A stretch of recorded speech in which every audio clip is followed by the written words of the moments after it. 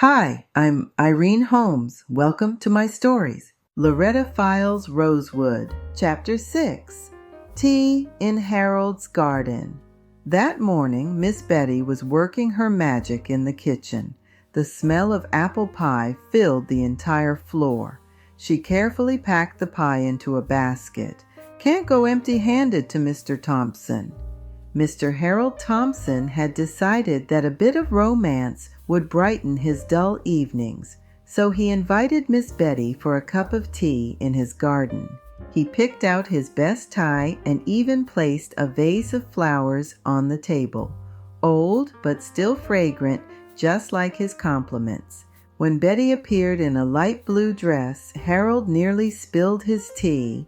To him, she looked like a breath of spring in his autumn days. He leaned forward, lowered his voice to a velvet whisper, and said, "You know, Betty, all these years I thought my evenings were hopelessly gray until I saw your smile. Even my blood pressure pills seem sweeter now." "Oh, Mr. Thompson," sighed Betty, lowering her lashes, "you speak as if a poet lives inside you."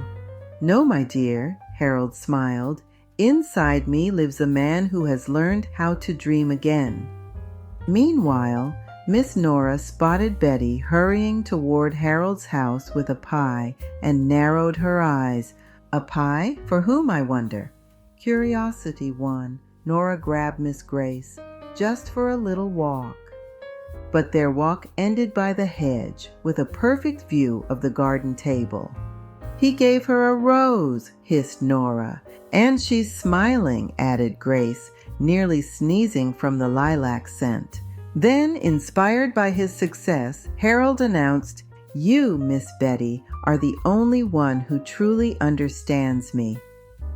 "The only one?" thundered a voice from the bushes as the two innocent walkers tumbled into view.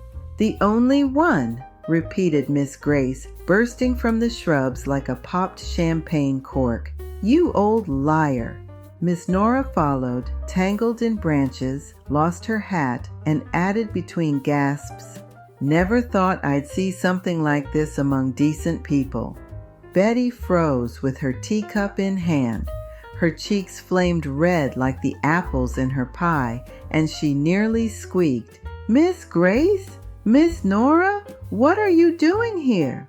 "We," snapped Nora. "What are you doing here with our Harold?" "Your Harold?" huffed Grace. "Since when is he yours?" "Ladies, ladies, please," murmured Harold, paling and clutching his cane. "No reason to be upset." But before he could finish, Miss Nora swung her purse, whack, right across Harold's ear. His hearing aid flew out, made a graceful arc, and landed directly in the teacup. A crowd of neighbors, drawn by the noise, gathered by the fence. Someone was already filming on their phone. Someone else was taking bets on who would cry first. And among the onlookers, with a soft smile and a glass of lemonade, stood Loretta.